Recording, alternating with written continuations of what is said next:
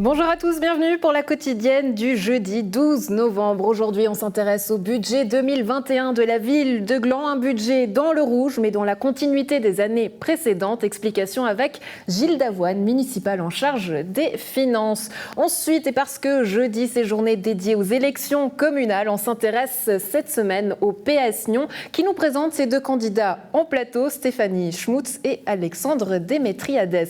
On passe au sport et retour sur le match du BBC Nyon, score final 55-82 face au Olympique Fribourg. Résumé du match en compagnie de Joël Brunner.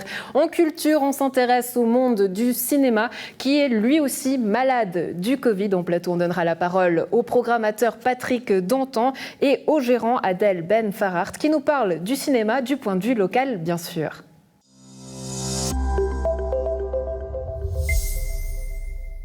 Jeudi, c'est journée dédiée aux élections. Cette semaine, on donne la parole au Parti socialiste de Nyon et environ dans le cadre des prochaines élections communales. Le PS a désigné un duo en les personnes de Stéphanie Schmutz et Alexandre Démétriades comme candidats à la municipalité de Nyon. Bien sûr, on en parle avec nos deux invités. Chloé Bess, vous êtes chef de groupe PS au Conseil communal de Nyon. Bonjour, merci d'être avec nous. Bonjour.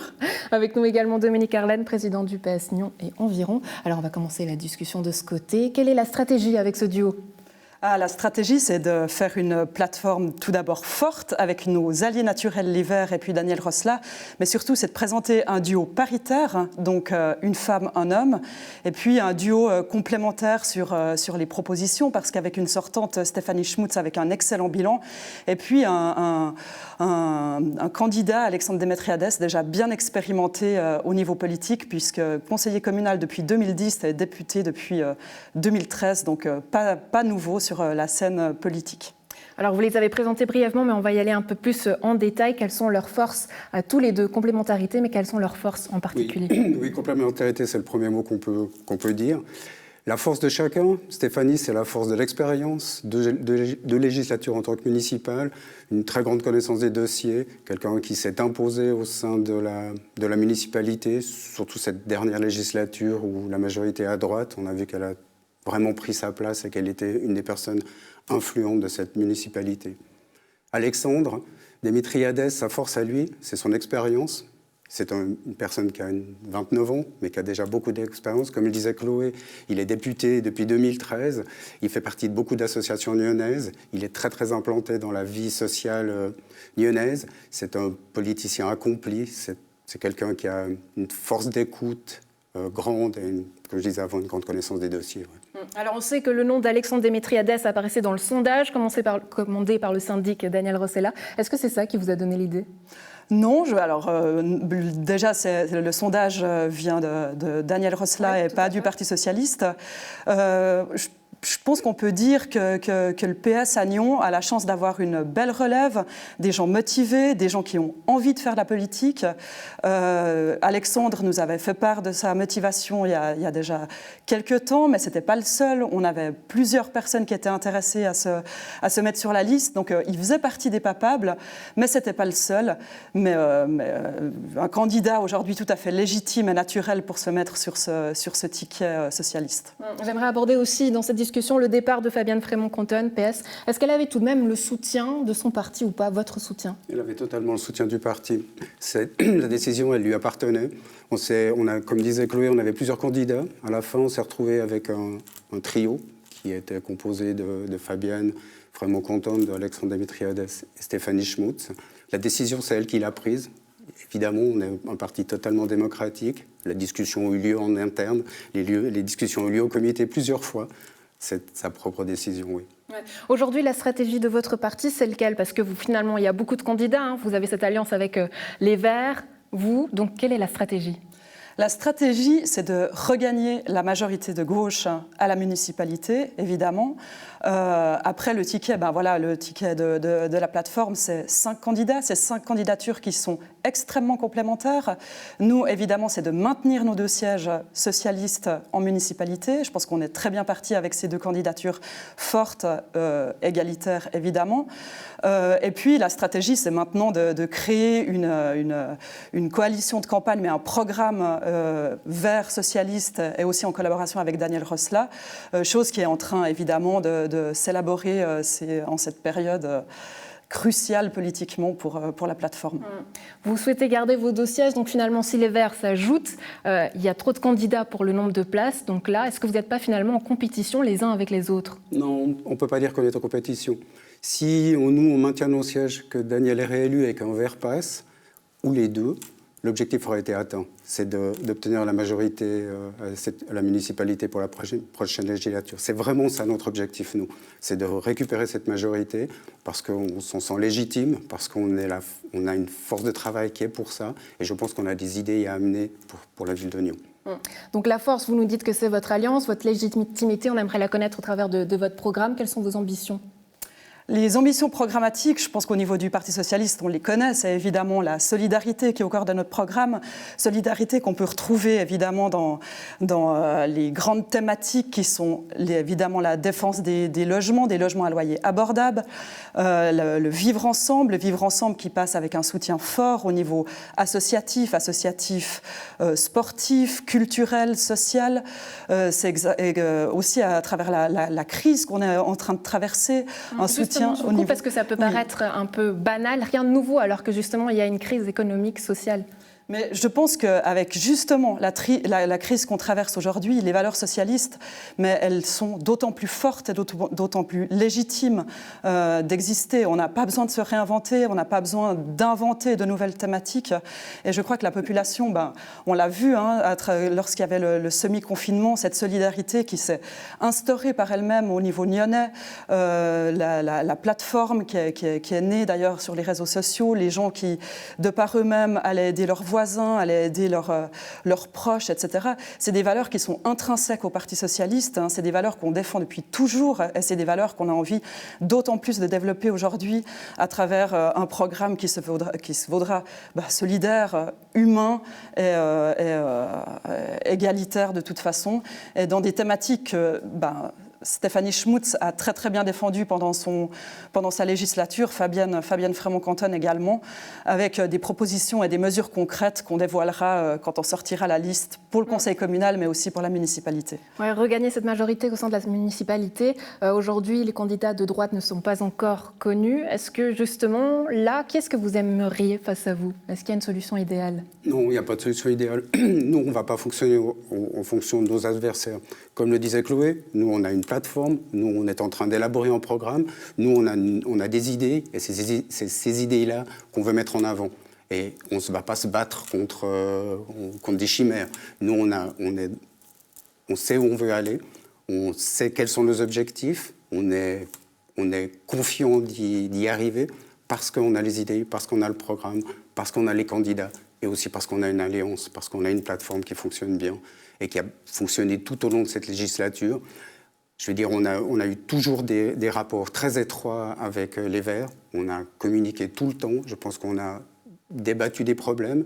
On a toujours trouvé des solutions. Et je pense que c'est notre force. Nous, on ne s'est jamais divisé. Et je pense que c'est ça qui est notre ADN, notre force à nous. Dominique, Carlène, Chloé Basse, merci beaucoup d'avoir répondu à nos questions. Le Parti socialiste donc, qui présente ses 2 candidats, Stéphanie Schmutz et Alexandre Démétriades. On s'intéresse à présent au budget 2021 de la ville de Gland, un budget dans le rouge avec des charges à peu près 3 300 000 francs, mais dans la continuité des années précédentes. Les explications du municipal en charge des finances, Gilles Davoine. On reste avec un excédent de charges sur les produits d'environ 3 304 000 francs, mais pour une marge d'autofinancement positive de 2 472 000 francs. Donc on est vraiment dans la lignée des budgets précédents, avec un petit mieux. Ce petit mieux, à quoi est-ce qu'il sert? Est-ce qu'on pourrait justement investir ou non? Est-ce qu'il faut faire encore plus attention? Non, il faut toujours faire attention, c'est-à-dire que la municipalité reste très attentive aux charges. On voit, elles sont contrôlées depuis des années. Il faut voir que les comptes ont toujours été bien meilleurs que les budgets, c'est normal. C'est dans la nature du budget qui prévoit des charges maximales qu'on peut dépenser et qui sont validées par le conseil. Donc on reste très attentif à la municipalité au niveau des charges, mais c'est vrai qu'à l'heure actuelle, notamment avec la péréquation et surtout la participation à la cohésion sociale, on est quand même très dépendant du canton pour ces charges. Et là, on n'arrive pas à faire mieux que de présenter un budget négatif, mais, et ça c'est le côté positif de la chose, c'est que malgré tout la tendance est bonne puisqu'on est de moins en moins négatif, si j'ose dire. Dans les grandes lignes, ce que vous nous dites, c'est que l'équilibre financier est fragile. Quel impact sur les dépenses ? Alors oui, il est fragile de toujours. Ça fait longtemps que les communes vaudoises, en général, il n'y en a pas beaucoup qui peuvent dire « youpi, c'est la fête, on s'amuse ». Par contre, c'est vrai que sur les dépenses, au niveau des investissements, ça n'a pas d'impact direct parce qu'il y a une question qui est le budget. Et là, ce dont on parle, c'est le budget et ces charges, elles sont définitives, c'est celles qui devront être validées par le conseil communal. Puis de l'autre côté, il y a les investissements, ce qui passe par le biais de préavis. Et ça, on a encore une grosse marge de manœuvre par rapport au plafond d'endettement. On emprunte pour l'instant à taux négatif ou à taux très bas. On est à moins de 1% de moyenne. Donc ça nous permettra toujours de faire des investissements. Les gens confondent souvent budget et investissement. C'est pas parce qu'on a un budget ici qui est négatif qu'on va avoir des investissements qui vont être péjorés. Et puis surtout, je rappelle que dans le cadre du budget, ce qui compte, ça reste quand même la marge d'autofinancement. Et cette marge-là d'autofinancement, elle est positive, 2 472 000 francs. Ça sera certainement plus, en vérité, dans les comptes. Et ça nous permet déjà simplement de faire ces fameux investissements sans emprunter à hauteur de la marge d'autofinancement. Alors, un budget en temps normal, c'est déjà compliqué. On rajoute cette année, évidemment, la variable Covid, ou plutôt l'année prochaine. Quel impact ? Alors, à notre avis, très peu d'impact, c'est-à-dire qu'on le voit, c'est un budget qui s'inscrit vraiment dans la lignée 2019-2020, donc on a peu d'impact au niveau du budget. C'est vrai que c'est très dur à déterminer. On a répondu à une interpellation du conseil communal sur le sujet pour les comptes 2020. On a une importance très faible du Covid sur nos comptes directement. Sur 2021, on estime que ça va être la même chose, ce d'autant que théoriquement, 2021, on croise les doigts, ça devrait être l'année de la sortie de cette crise et donc par conséquent d'une relance assez forte qui est prévue, un PIB qui va devenir largement positif alors qu'il s'est écroulé en 2020. Donc théoriquement, ça devrait être aussi là pour les comptes 2020 et ce qu'on prévoit donc par le budget, quelque chose de plutôt positif que de négatif.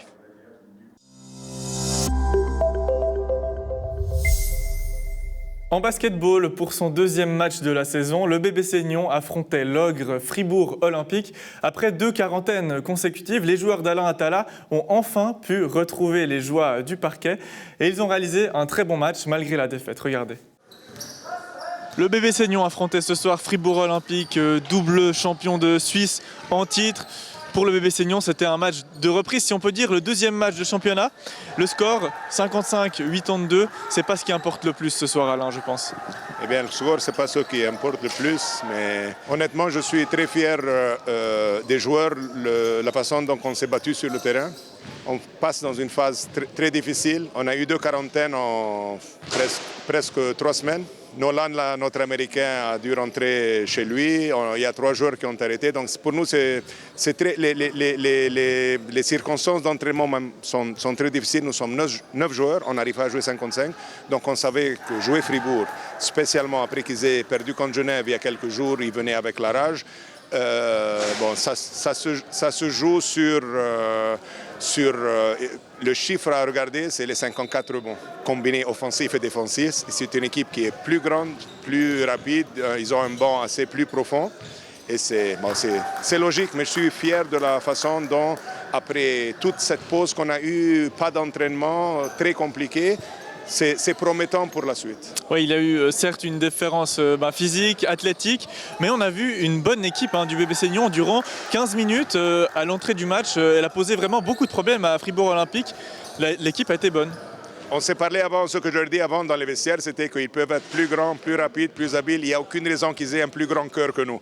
Donc on a joué avec un grand cœur et après plusieurs semaines sans match, je pense que les joueurs avaient envie de jouer. On commence le match, on se bat bien et après on garde cette intensité et on voit qu'eux ils commencent à rater des shoots et après c'est une bataille mentale aussi.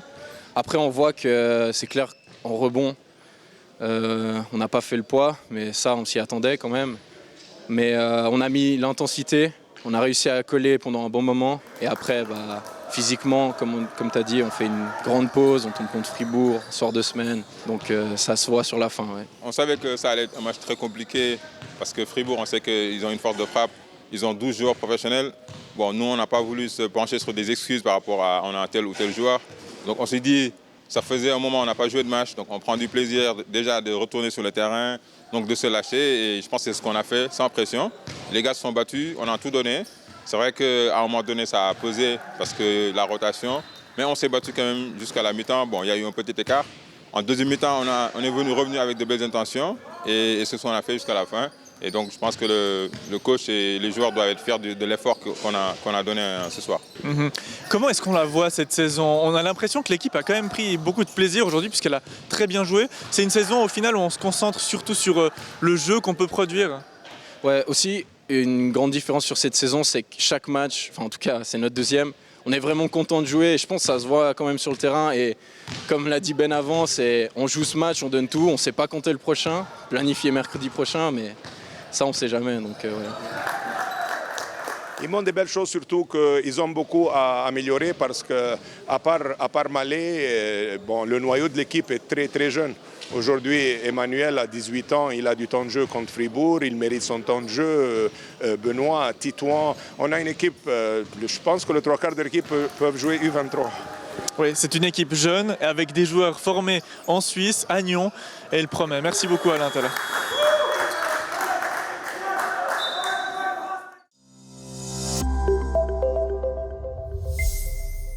Le monde du cinéma est malade lui aussi du Covid. Les salles de cinéma se désespèrent alors que les studios hollywoodiens reportent la sortie de leur blockbuster. On en parle, quel est le cas ici à Nyon, et on en parle avec nos invités. Adèle Benfarhat, vous êtes le gérant du cinéma Capitole de Nyon. Bonjour. Bonjour. Merci d'être avec nous. Merci. Avec nous également Patrick Dantan, programmateur de cinéma. Bonjour Patrick. Bonjour, merci à vous de l'invitation. Avec grand plaisir, vous gardez le sourire tous les deux, ça fait du bien parce qu'en ce moment, chez les cinémas, c'est un peu compliqué.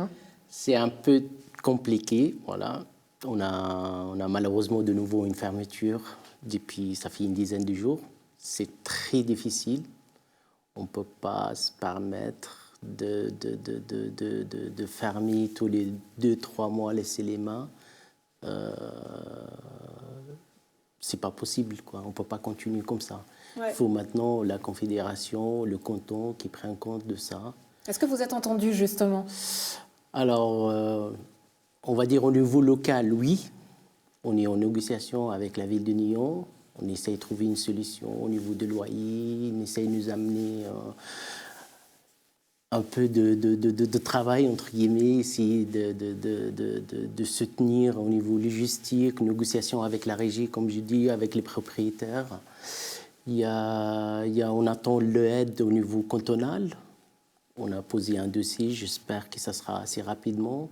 Et au niveau fédéral aussi, on a besoin d'une aide parce que le secteur du cinéma, c'est un secteur, on va dire, entre guillemets, qui souffre le plus dans cette période difficile. Bien entendu, avec les théâtres, avec les restaurations, on ne va pas dire qu'il n'y a que nous, mais on est quand même touché énormément. On a une perte qui s'élève entre 50 voire jusqu'à 70%.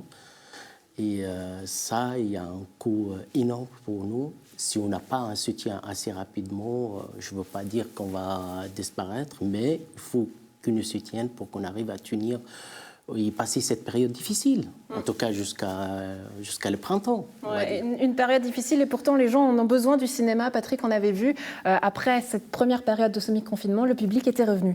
Oui, il y a certains films qui ont vraiment rattiré du monde de nouveau.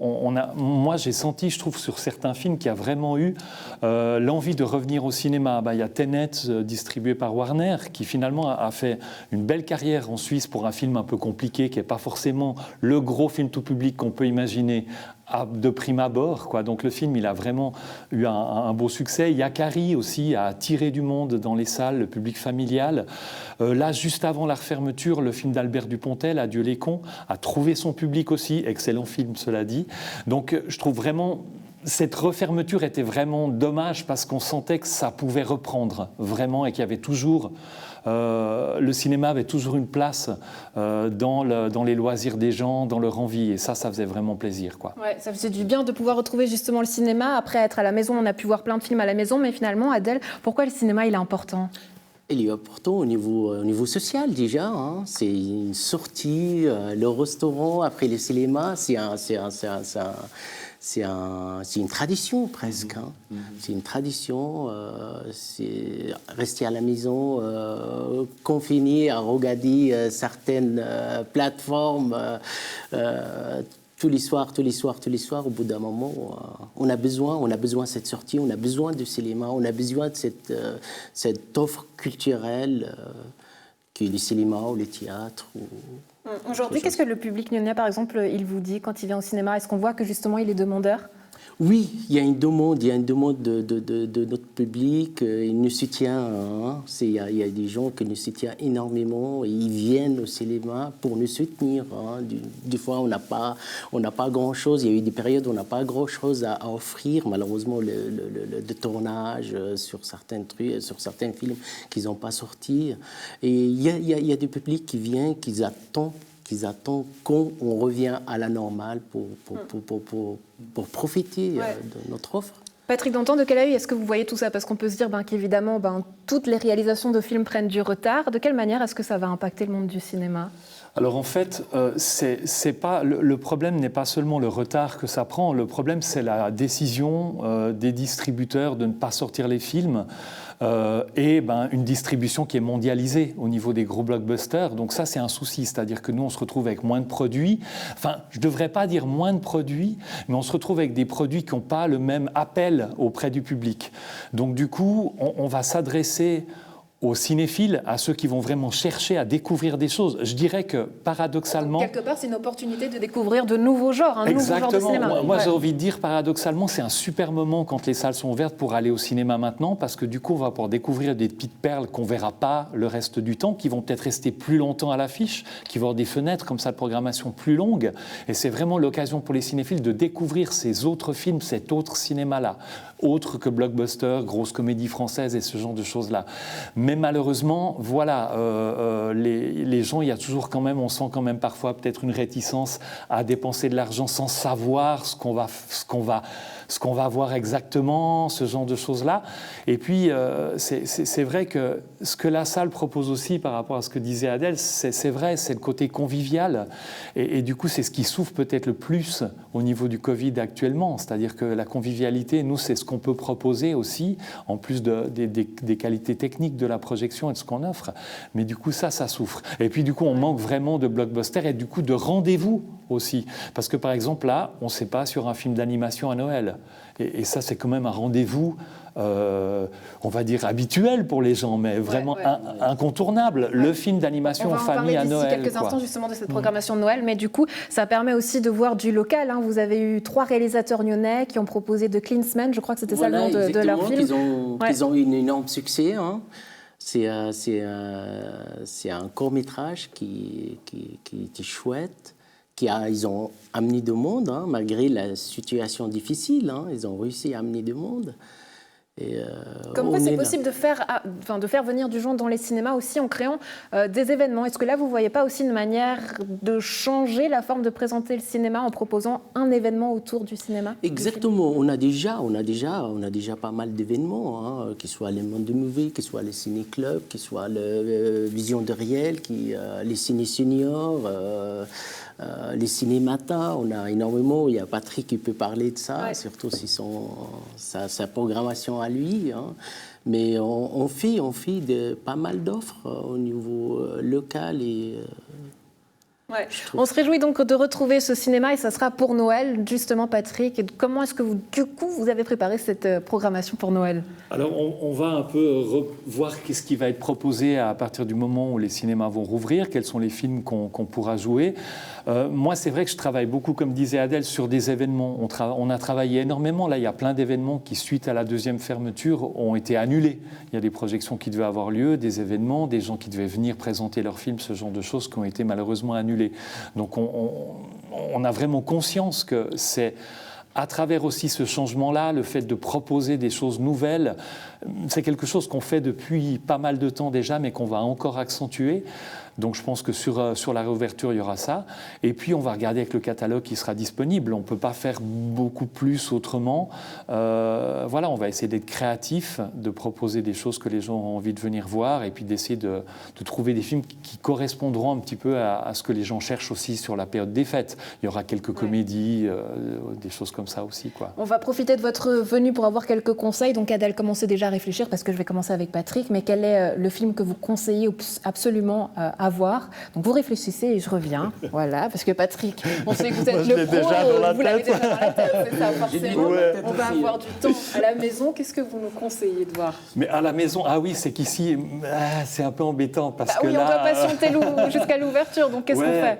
Là, voilà, à la maison, c'est plus difficile parce que je suis moins au fait de ce qu'il y a sur les plateformes. Moi, ce que je fais maintenant, je profite de regarder les grands classiques du cinéma. C'est-à-dire que vraiment, pour moi, j'ai des lacunes dans ma cinéphilie. Et puis, je profite de regarder des grands classiques, les films de 3 heures dont on n'a jamais le temps de voir, enfin, ce genre de choses et tout. Mais vous avez un top 3 ? Ça va être long. Là, par exemple, je viens de revoir Les 7 samouraïs de Kurosawa, film noir et blanc, 3 heures, mais qui est absolument du cinéma de folie, avec un acteur principal qui a un jeu vraiment absolument dingue, quoi. Et du coup, ça a été une belle découverte de redécouvrir ce film plus ancien, mais qui fait partie des grands classiques. Donc moi, c'est mon plaisir actuellement, c'est de voir un petit peu ça.